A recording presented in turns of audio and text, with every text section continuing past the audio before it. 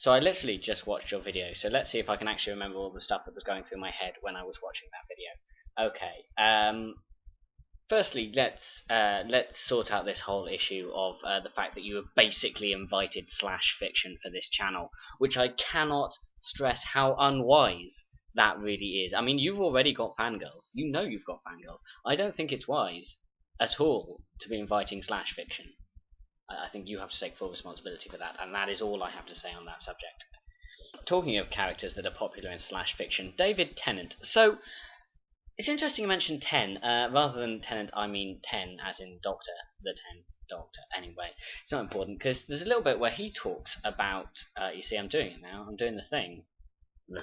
He talks about the fact that he doesn't wear his glasses because he actually needs glasses, he wears them to look smart, which is interesting because you said... As to the question of whether we should be modifying our bodies, I don't think it's necessarily modifying as such. We shouldn't see it as gene therapy, we should see it as healing a disability.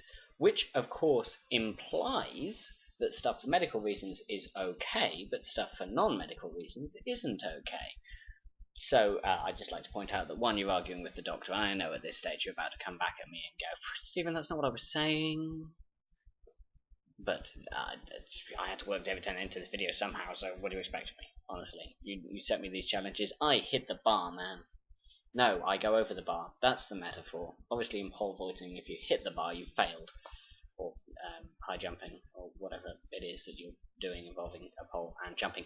Point is, what I wanted to talk about in this video is the line between the medical and where you go beyond that, and the sort of blurry distinction in between. Now, it is going to be incredibly helpful for any of you watching this video to have already watched the Amy Mullins TED Talk, which I will link here. Even though I hate annotations that do that, because I'm really annoyed at YouTube that it doesn't let you click that and it opens in a new tab, and then you can go back to it, which is why I'm also going to put it in the doobly-doo. Just to recap very quickly for any of you who didn't watch that, there's a girl called Amy Mullins. She has no legs, she has replacement legs, and they started making her really cool legs, which started off as, let's see how human we can make her legs, and then it became, well, hold on, what else can we do with her legs? Can we give her super fast running legs? And then there was a load of artists who wanted to do art projects with her legs, and suddenly she did all sorts of cool things with that. And the point is, she stepped beyond the level of just getting a replacement. Even with the really impressively realistic looking legs, because she went to a party and a friend said to her, those of you who've watched the video will already have seen this, but a friend said to her, "Whoa, Amy, you're really... Why are you 6 inches taller?" And she's 6 inches taller because she's wearing longer legs. And her friend says to her, "Well, that's not fair. That's not fair, Amy. I can't do that. Why can you do that?" And she talks a lot about body modification and how that sort of takes you, instead of just pulling you up to the level of normal, it takes you beyond that.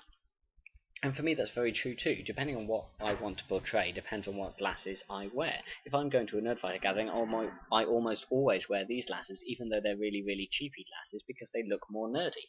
On the other hand, if I'm going to a party or something, I'll often wear these glasses because you almost can't tell they're there. It would cost an awful lot of money to have glasses that look as though they're almost not there. Purely on a vain note, by the way, about what Chaz said about, vanity.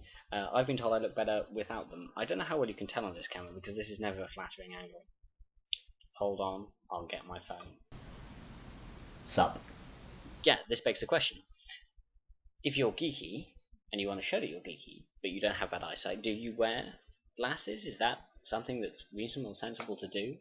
And what about if you're not geeky, you don't want to show you're geeky, you're therefore more likely to get laser eye surgery? And what about other things? If this is just a genetic fluke of what we happen to get, then do we have a right to demand better? People dye their hair. If they're I don't know, they're blonde and they're scared they'll fall into the stereotype, they might dye their hair brown. Apparently a thing that happens in Sweden a lot, I'm told. People are often naturally blonde, they dye it brown so that they seem more intelligent. Whether that works or not, I don't know, you'd have to ask the Swedes. Or equally, maybe you went through school and you were thought of as a little bit quiet and shy, and maybe you've decided that you want to be a bit more of a party girl, so you dye your hair blonde, which I know that's what happened to you.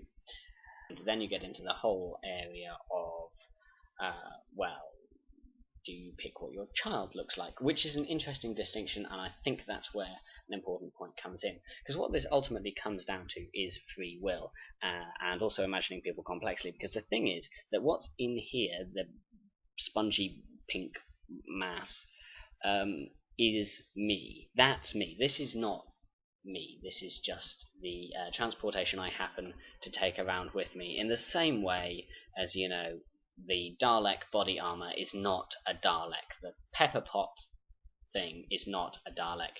The weird little tentacle creature inside, and not even that, but the brain inside of that is the Dalek. And ultimately, I'm not this, I'm that. So if I was to choose to change this, not that I currently can, well, I suppose you can have plastic surgery, but obviously it's not very effective. It's quite dangerous. It's quite expensive. Not really sure why you'd do it, to be honest. But hypothetically, if you talked about there being no risk involved, if you could do it with no risk, should people be allowed to? And I think what's interesting about this is what people always talk about as some kind of horrible, kind of nightmarish scenario is what happens when everybody's in this race to be the most beautiful, and those who are rich can afford to make themselves beautiful, and those who are poorer can't. Which one implies that the current states of poverty around the world are irreparable, which I think is nonsense, and would be very sad. And two implies that everybody would try and be beautiful, and I don't think this is true, because look at the body modification that actually happens in real life. What do people do? They don't. Yes, there are the LA girls who've redone their breasts to make them larger, dyed their hair peroxide blonde in a quest to be beautiful, or whether that is beautiful is obviously a matter of quite a lot of debate, and there is not time in this video to wade into that. But the point is that they are trying to be beautiful, but most body modification isn't about that. Most body mod is about art.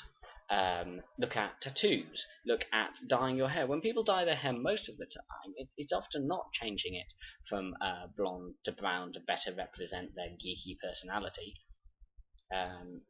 It's often to go, wait, look, I've got some pink in my hair or some green, it's exciting and interesting. And tattoos are just art. They serve no purpose. They certainly don't make you more or less beautiful. Well,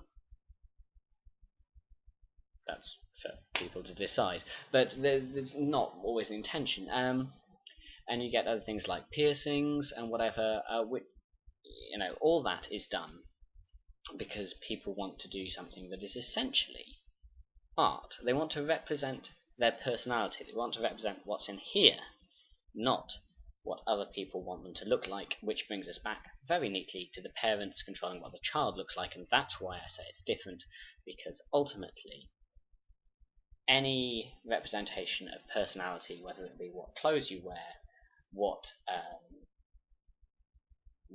colour you decide to dye your hair, whether or not you wear glasses, what music you have on your iPlayer, it should be a representation of you, and that means you have to choose it, and nobody else can choose that for you.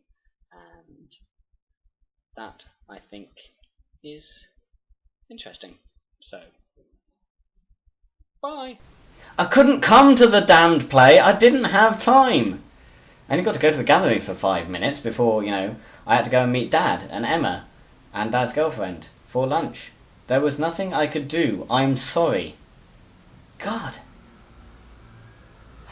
Was that sexual tension?